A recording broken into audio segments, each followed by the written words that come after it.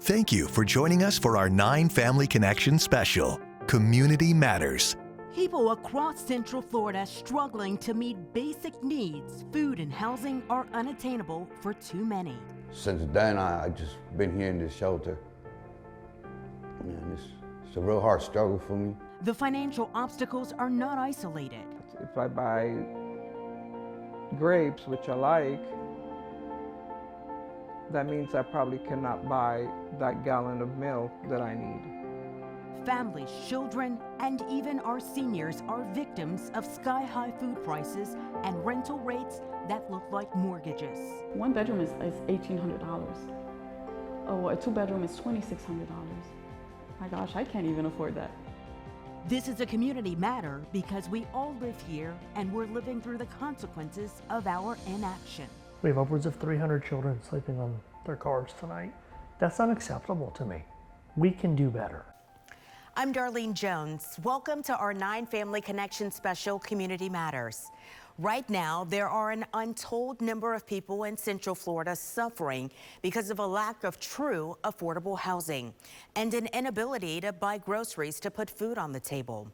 The burden of hearing from the real people impacted and developing real solutions is now on all of us because our community matters. Maria Santiago doesn't look her age, but when you watch her struggle to fight to walk through her modest St. Cloud apartment, you're seeing the impact of injuries from a car crash decades ago collide with a woman who's now naturally aging through her 60s and at one point unable to budget for housing within her fixed income. They want you to have either 2.5 times or 3 times the rent amount.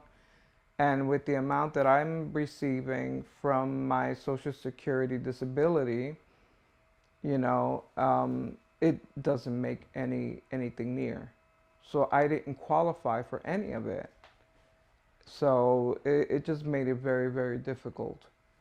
So I was like, what am I gonna do?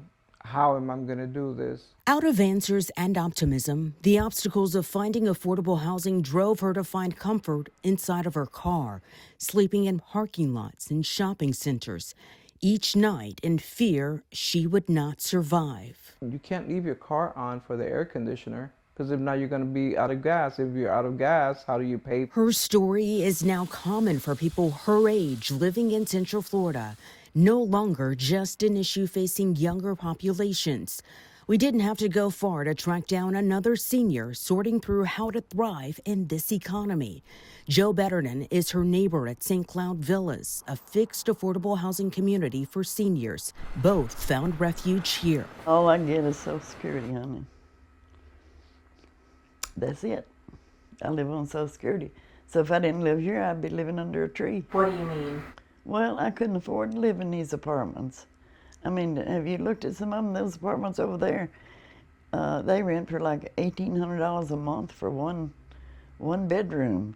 And I don't even make $1,800 a month. So, where would I go? Except right here in this apartment. If you need data to back up the narrative that this economy is squeezing seniors, take a look.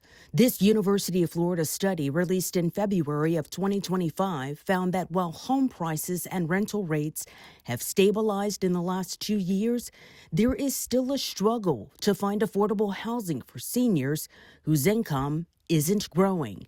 Using reports from the Florida Department of Revenue, the study reveals for Central Florida, Osceola, Lake, and Polk counties are among the top 10 counties for new construction.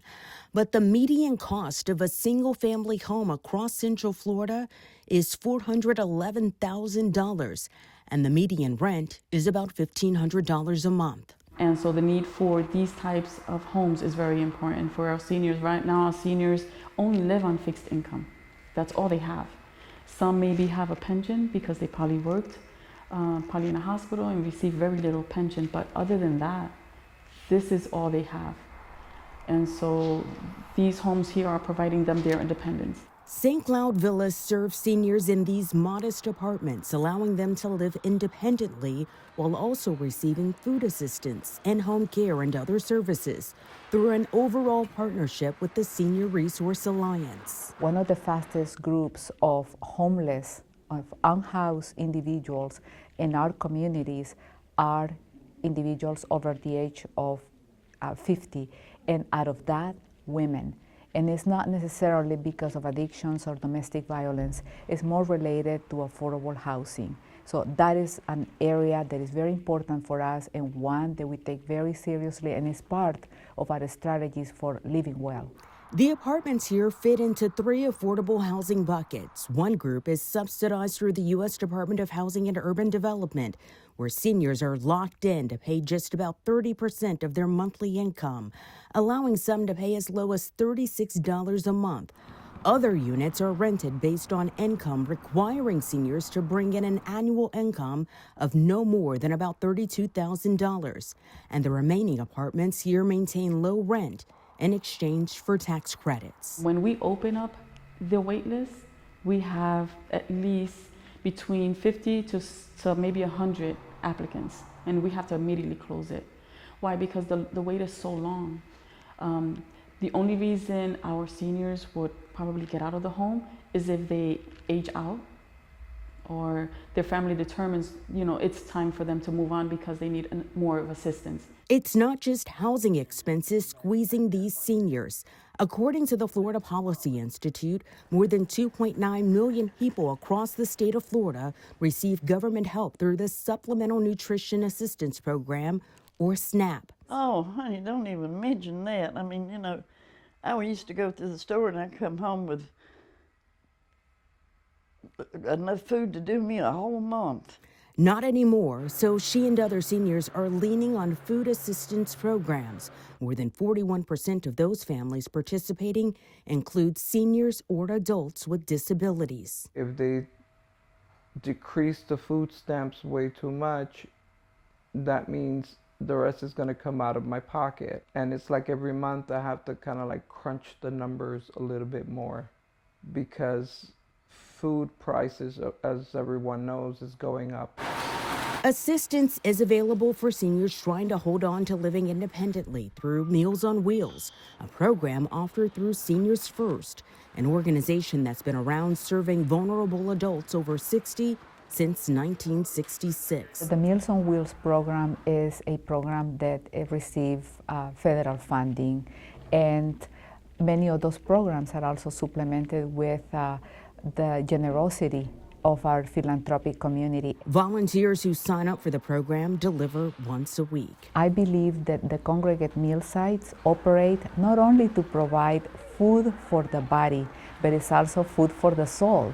They get to interact with each other. They get to have that fellowship and that companionship that we know how important it is to combat social isolation and depression. So those spaces are vibrant locations where seniors come together to share a meal, to share their experiences, and also for volunteers to play their role, to be able to serve seniors. And then when we talk about the delivered meal, the home delivered meals, volunteers that drive on their vehicles to be able to not only deliver a meal, but deliver hope with a smile. When we come back, a look at how families are struggling to make it through this economy. Welcome back. Imagine a community where mothers, fathers are sleeping on the sidewalk or in their car with their young children. It's happening because the struggle to find affordable housing is also hitting our local families. On any given day, the Rescue Outreach Mission in Sanford is busy. It's the only emergency shelter in Seminole County, and it only has 119 beds. Chris Ham oversees this operation. When I started 3 years ago, we were averaging 65 or 70 individuals. We're averaging well over 110 every single night. And the largest driver is the cost of rent.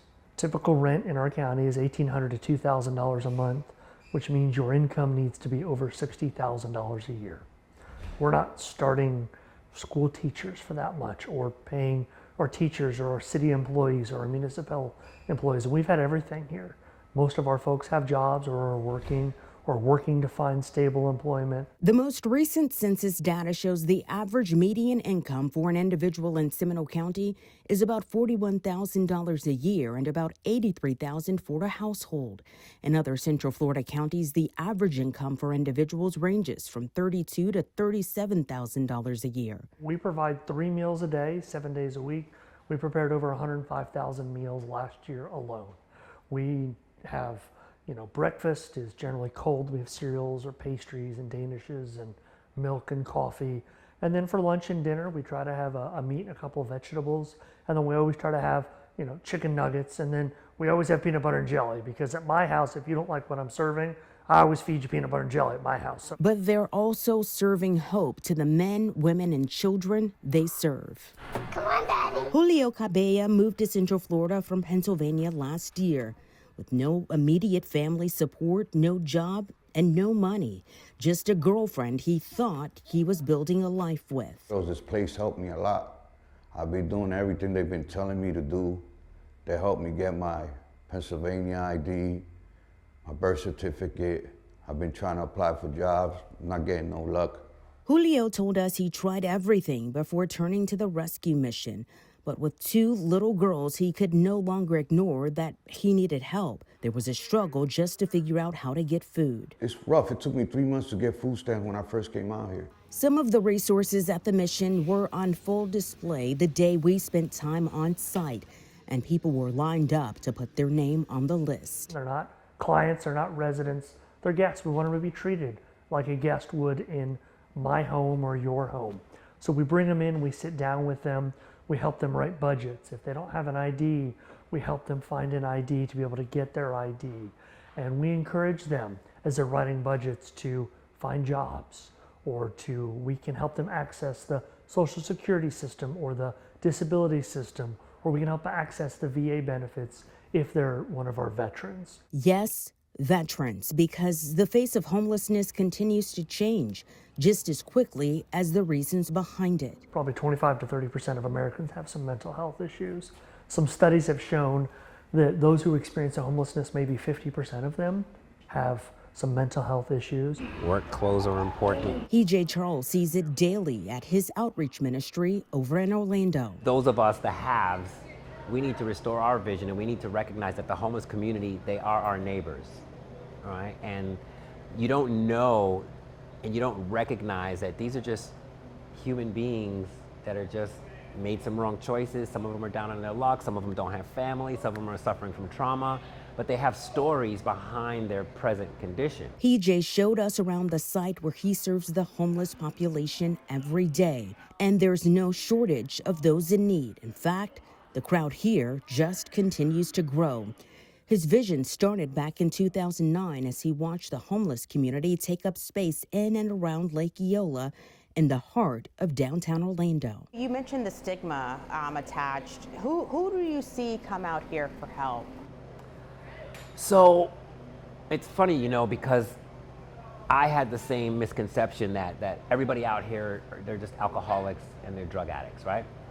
And the demographic is really different than what we might presuppose. So yes, there's a level of addiction out here, but most people become addicts after they've become homeless, right? It's not addiction that leads them to homelessness. It's being out on the street, being around a community of people who provide safety, who provide, you know, friendship. We got to see firsthand what's being provided to the lunch and dinner crowds here.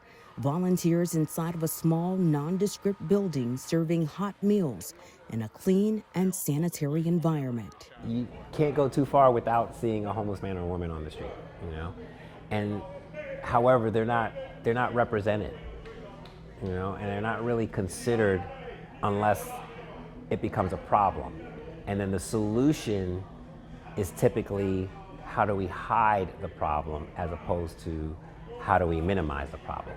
Talk about that downtown Orlando piece a little bit, because you have to drive with your eyes closed if you want to ignore it, because it's everywhere. Right. Yeah. And I think... And we're seeing whole families. Yes. Yeah. I think part of it is it seems too big of an issue to tackle. And I'm talking about the common person, like you and me driving down the street. Like we see someone on the street, we don't know if we give them money, what are they gonna do? If I take them to get food, will I be safe? Right? Like again, there's all of these types of presuppositions that we have in our mind. Back in Seminole County, they know too those presumptions have to be set aside because they're seeing the face of homelessness change every day. And like Julio Cabella, some of the men and women who are receiving help through the mission show up at the front door with their young children.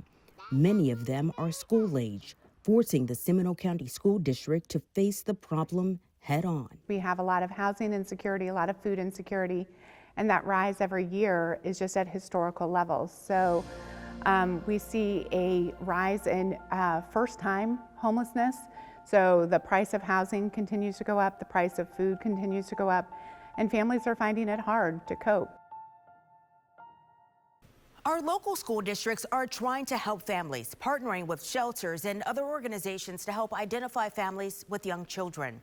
Here's a look at what's happening in Seminole County, where, like so many other Central Florida school districts, the number of unhoused students continues to grow. There is something joyous about the sound of a young child enjoying the simple pleasures of life without a care in the world, and that's exactly how it should be.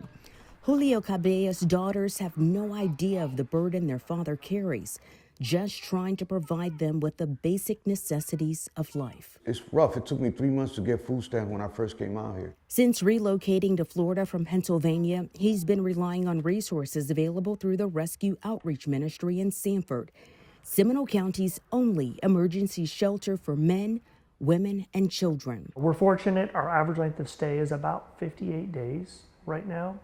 And last year we were able to help 248 individuals find permanent housing. And in January, over 33 individuals were assisted by us to find permanent housing. But it's not easy or cheap. Julio believes he's close. The landlord was willing to work with me, and he told her that if I come up with at least $1,000, that I could get my own mobile home. And it's all the way in Lakeland, and I got a job out there waiting for me too. So I'm just trying to see how I could come up with this money. Meanwhile, he's also trying to find stability for his school-age daughter. Here at the Rescue Outreach Mission, the number of families with children is growing so rapidly, they were driven to a partnership with the Seminole County School District. I want people to understand that when you think of homelessness, people have a picture in their head of what that looks like. And really what that looks like for us at a school is the student sitting next to your student in class. It's that single mom who's working 2 jobs to make ends meet and still can't make ends meet. So that's really struggling to put food on the table still.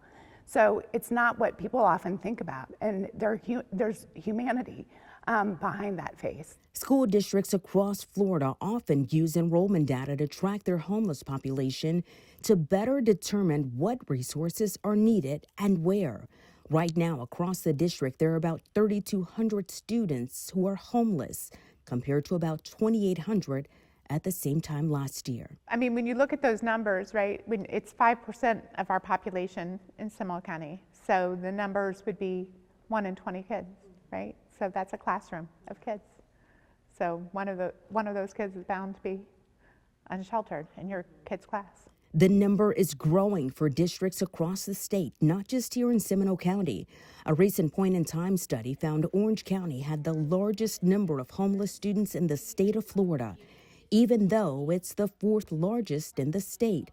Districts are offering up social services on site at its schools, hoping to better assess the number of students in need. Because students can't learn if they don't have all their basic needs met first. So our goal here is to identify those students who have barriers to access their education, and to provide food, clothing, resources to get that shelter, so that the students are prepared to learn each day. The most recent census data shows Seminole County has the highest median income for an individual and family compared to other Central Florida counties, where the range is between $32,000 to $37,000 a year for individuals. Here in Seminole County, it's about $41,000, but that's still not nearly enough to keep up with the increasing cost of housing and food.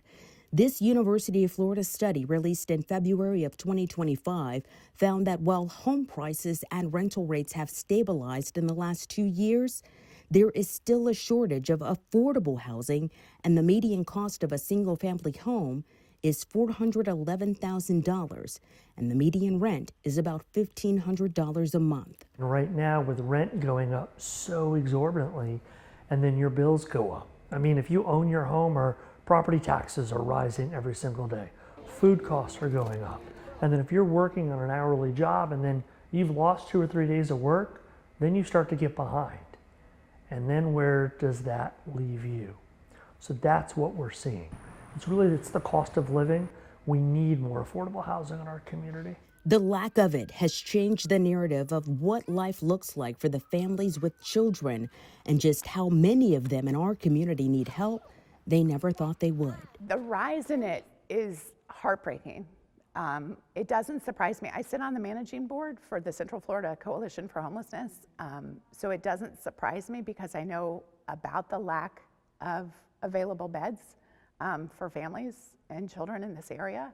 So the fact that there's not more options for them is heartbreaking. I think that's probably the hardest part to navigate and compartmentalize in my job, is that you know each night when you go home you can't, that'll make me cry. Well, you can't solve it for everybody, and you're gonna have to send a kid home in their car. And that's tough. That's tough.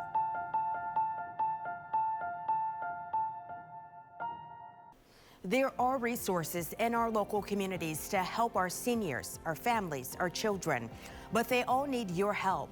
So if you can do your part by maybe volunteering or donating if you can to help fund their missions. It takes all of us because our community matters. I'm Daralene Jones. Thanks for watching. Thanks for watching our 9 Family Connection special, Community Matters.